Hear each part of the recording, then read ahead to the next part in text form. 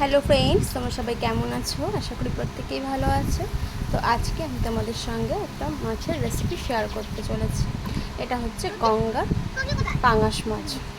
দেখো, মাছটাকে আমি ভালো করে ধুয়ে নুন, হলুদ এবং তেল মাখিয়ে নিচ্ছি, কেননা এই মাছ প্রচুর ফোটে, অনেকেই জানো।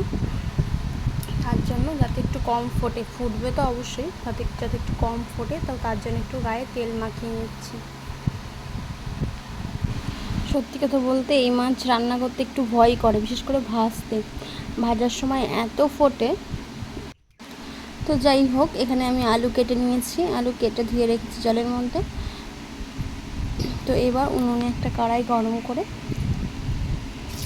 আমি তাতে তেল দিয়ে দিলাম। তেলটাও বেশ গরম হয়ে গেছে আমার।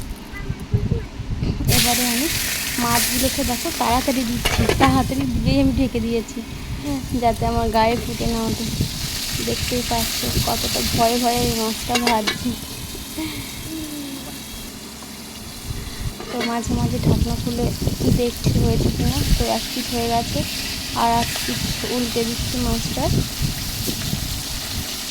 ঠিক আছে, কতটা ভয় পাচ্ছি আমি এই মাছটা ভাজতে।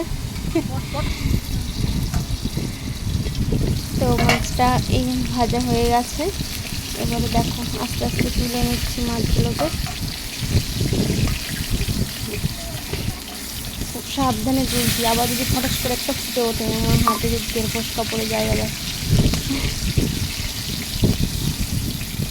তো যখনই আমি এই মাছ রান্না করতে গিয়েছি তো আমার তেল ছিটকেছেই আর আমার ফোসকা পড়েছে। তো আজকে অনেক সাবধানে রান্না করেছি, তো আজকে আর তেল ছিটেনি, ফোসকাও পড়েনি। তো আমার এখন যে বাকি মাছগুলো আছে সেগুলো ভেজে নেবো। তাড়াতাড়ি দিয়েই ঢেকে দিই।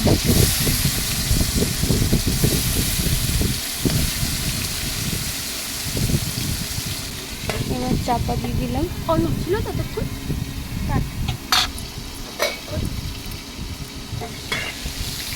তো কিছুক্ষণ পর আবার মাছটাকে উল্টে দিলাম। এক পিঠ ভাজা হয়ে গেছে, তো আর এক পিঠ ভেজে নিচ্ছি। তো আমার সব মাছগুলোই ভাজা হয়ে গেছে। তো গঙ্গার পাঙাশ মাছ খেতে কে কে পছন্দ করো তো অবশ্যই কমেন্ট করে জানিও তোমরা, কার কার ভালো লাগে গঙ্গার পাঙাশ মাছ। আমরা পুকুরের পাঙাশ মাছটা খাই না, তো গঙ্গার হলে একমাত্র তবেই আনে আমাদের বাড়িতে।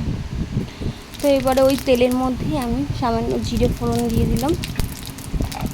এবারে কেটে রাখা আলুগুলোকে ভেজে নেব।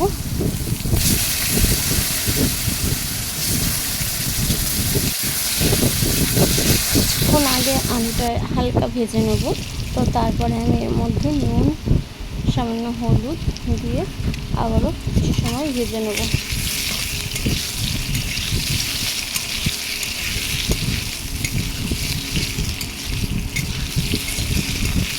তো আলুটা আমার দেখো ভাজা হয়ে গেছে। এবার আলুটাকে ভেজে তুলে রাখবো। এবারে ওই তেলের মধ্যেই আমি 2 চামচ কাঁচা লঙ্কা বাটা দিয়ে দিলাম।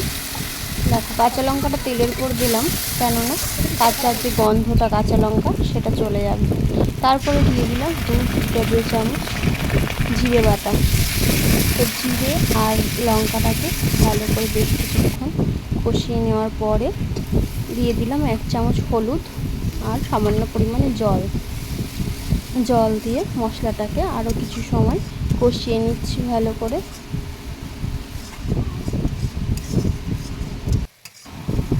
মশলাটাকে বেশ কিছুক্ষণ ধরে কষিয়ে নিলাম। কষানোর পরে ভেজে রাখা যে আলুগুলো ছিল সেগুলো দিয়ে আরও কিছুক্ষণ কষিয়ে নিলাম। তো আলু আর মশলাটা কষানো হয়ে গেছে। এবারে আমি পরিমাণ মতো জল দিলাম। আমি এখানে 1 মগ জল ব্যবহার করেছি, আমি বেশি একটা ঝোল রাখবো না বলে অল্প ঝোল দিয়েছি। তারপরে ঢাকনা দিয়ে ঢেকে দিলাম। তো ঢাকনা তুলে বেশ কিছুক্ষণ পর দেখলাম ঝোলটা ফুটে গেছে। তো ভেজে রাখা মাছগুলোকে দিয়ে দিলাম, দিয়ে একটু নাড়াচাড়া করে তারপরে আবার ঢাকনা দিয়ে ঢেকে দেবো।